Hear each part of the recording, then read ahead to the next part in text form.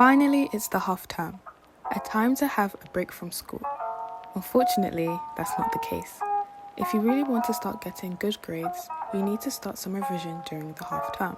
And I'm going to show you how I used my half term effectively to get top grades at GCSE. It all starts before half term, preferably a week before. You're going to start by planning what you need to get done during this time. For example, do you have any homework to complete, any tests you need to prepare for, anything you need to catch up on? If you're in year 11, you might have mocks to prepare for. I like to write a giant to-do list of everything that needs to be done. Then I organize it in terms of priority, i.e., what are the top 3 tasks that will really affect me if I don't complete it. Those are usually the things I tackle first. Then I break down these tasks into smaller, more manageable chunks, and then place these tasks into different days for me to complete.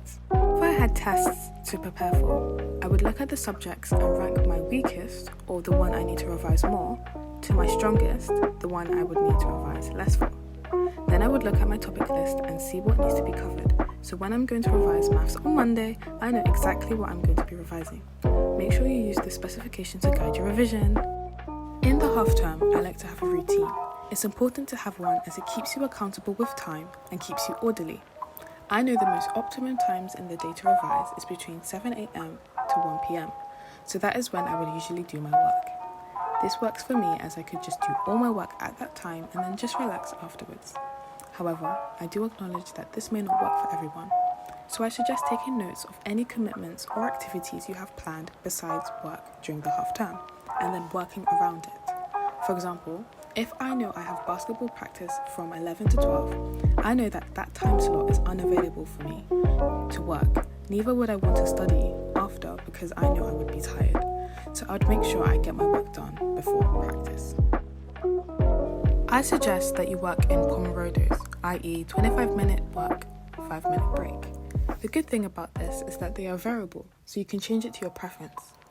Pomodoros help you keep yourself accountable with time and are a helpful way to start learning if you don't have the energy or can't be asked.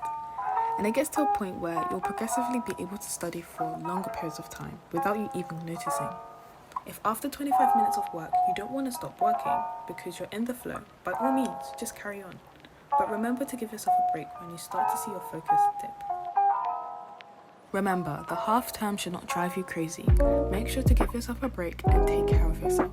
For example, I like to give myself Sunday off where I just don't do any work at all. For some people, it might just be easier giving yourself less work or easier work to do on a particular day because you might have much more to do than others. Either way, make sure you check in with yourself and don't overwork yourself.